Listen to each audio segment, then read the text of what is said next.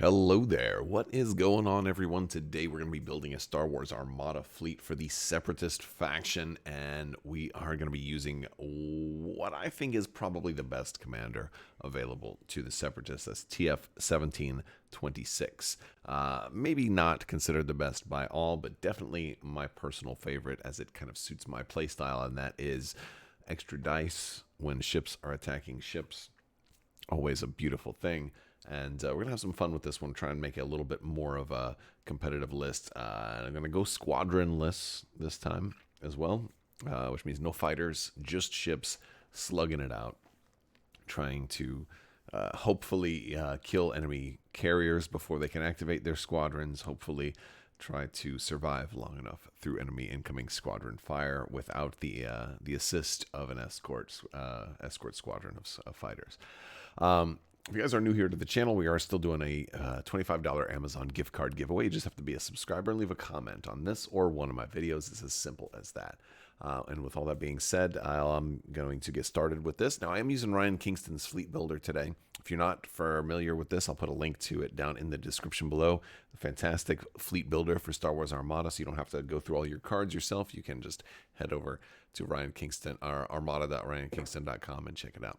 So going to be using TF-1726 as our commander today. He's once per activation, while a friendly ship's attacking a ship, the attacker adds a black die to its attack pool for each raid token the defender has, up to a maximum of 2 additional dice. So basically, you want to try and have at least 2 raid tokens on the enemy ships that you're attacking.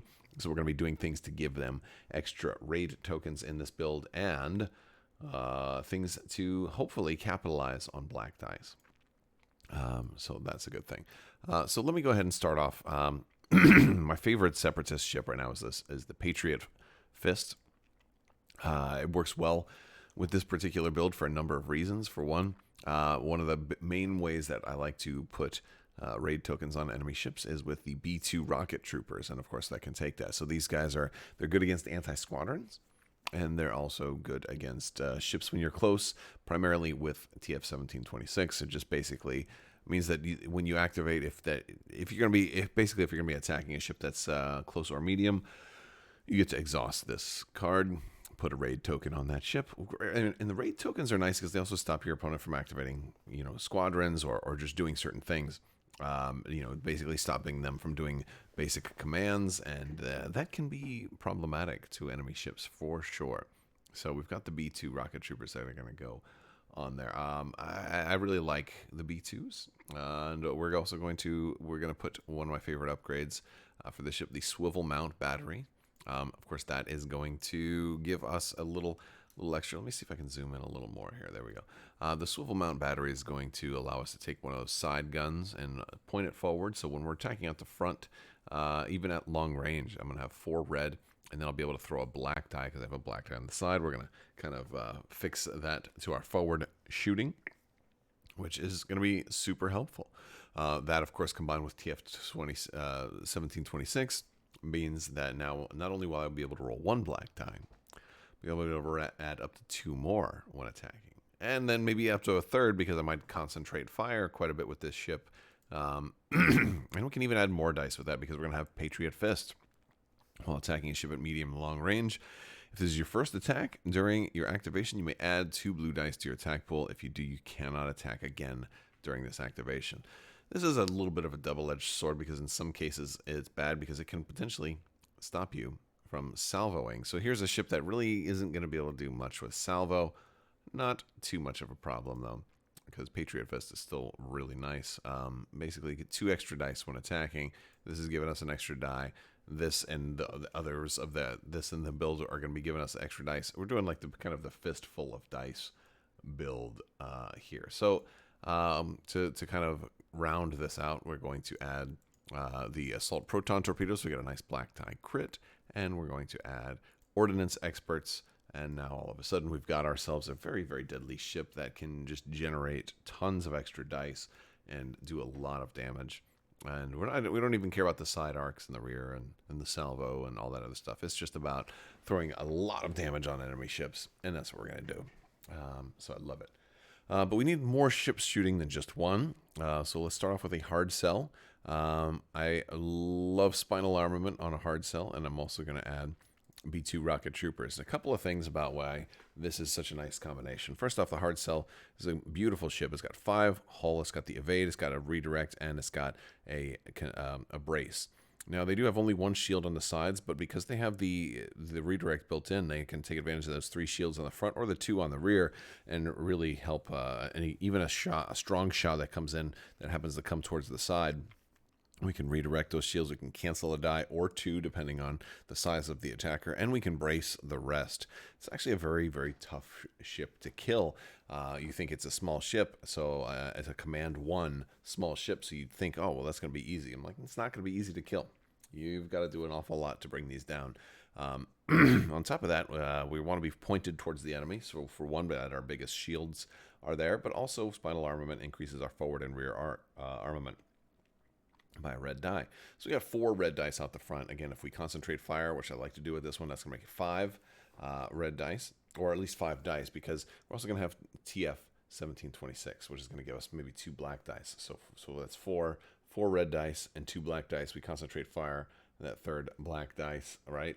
So you can get a tremendously humongous attack out of this hard sell battle refit at long range, potentially. It's really beautiful. The other thing is that since these B2s only activate when you're attacking somebody at close to medium range, having the Spinal Armament increases the battery armament of your rear arc. If somebody happens to get behind you, you can't actually attack them without Spinal Armament. You can't trigger B2 Rocket Troopers on them without Spinal Armament in the rear. So, Spinal Armament just works really good for this kind of setup. I'm going to run another one, but I'm not going to be able to put Spinal Armament on the second one.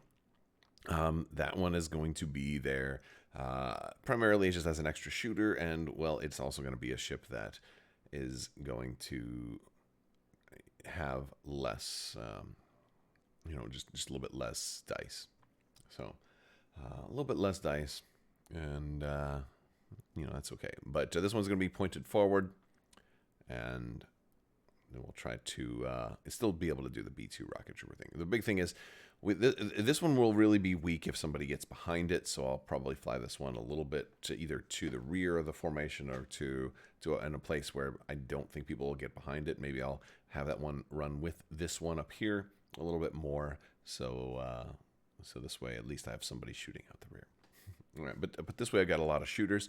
Now it's time for a flagship. Now I've done a fleet kind of similar to this, I think over a year ago, but this one has evolved quite a bit, and this one's going to have a Providence class carrier as our flagship. Of course, I'm going to put TF 1726 on there, and this one's going to have a couple of interesting things. For one, I really like the title of Lucid Voice. This one does so much. It's an expensive title, but it does so many different, has so much different tech that it does all at once. It's going to make your rear armament 3 red dice, which means you actually have a really nice, effective, rear shot. If, of course, you wanted to put Spinal Armament on here, you can have 4 red dice out the rear, then possibly shooting with a concentrate fire and TF 1726. You can get tremendously huge rear shots as well, which I just think is very cool. But you also can salvo with that because you treat your printed armament. So again, that allows you potentially really good salvos. It also it changes your left and right armament a little bit. One extra black die and 1 less blue die. So you're defensive at long range. You can salvo from long range, but when you get close on the sides, you're even more deadly than you were. So it does a whole lot of interesting things. On this ship, we are also going to take the B2 Rocket Troopers. Again, that's another way to put those raid tokens. Now every ship in the build, now all 4 ships have the B2 Rocket Troopers, which I think is really good.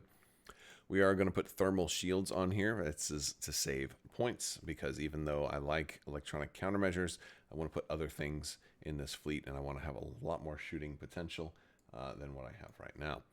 In case I do get close to an enemy, like I probably like to do with a ship like that, I want this ship to stay alive, so I'm going to put the pointed defense ion cannons on here in my ion cannon slot. That's going to let me force somebody to re-roll a die once we're at close range, which is always a good thing. And then we have our fleet command slot.